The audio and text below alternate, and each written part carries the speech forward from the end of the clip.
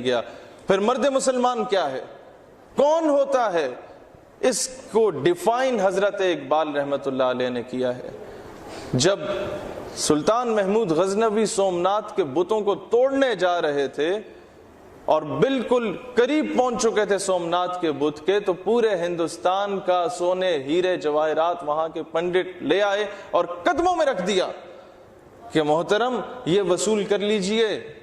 لیکن اس بت کو کچھ نہ کہیے۔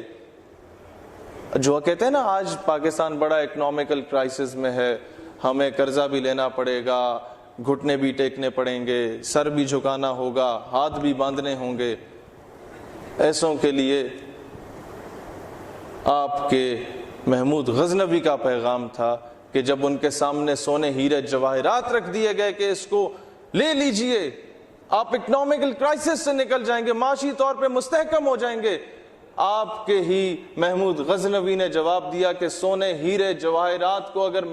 غزنوی قبول کر لیتا ہے اور بت کو چھوڑ دیتا ہے تو آنے والی نسلیں مجھے محمود بت فروش کے نام سے جانیں گی، بت شکن کے نام سے نہیں جانیں گی۔ یہاں علامہ اقبال نے کہا کہ قوم اپنی جو زر و مال جہاں پر مرتی، بت فروشی کے عوض بت شکنی کیوں کرتی۔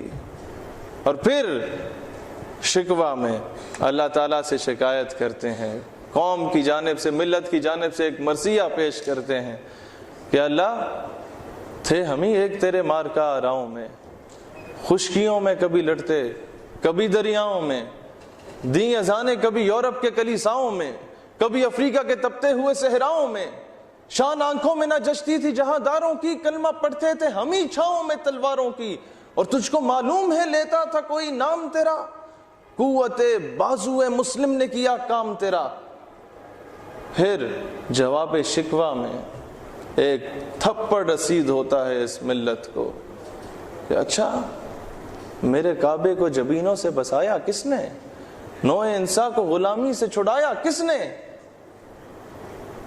میرے قرآن کو سینوں سے لگایا کس نے، تھے تو آبا وہ تمہارے ہی مگر تم کیا ہو، ہاتھ پر ہاتھ دھرے منتظر فردا ہو کہ باہر سے کوئی دور حاضر میں محمد بن قاسم بن کے آ جائے گا اور عافیہ صدیقی کو رہا کروا دے گا، تم خود کیوں نہیں قدم اٹھاتے۔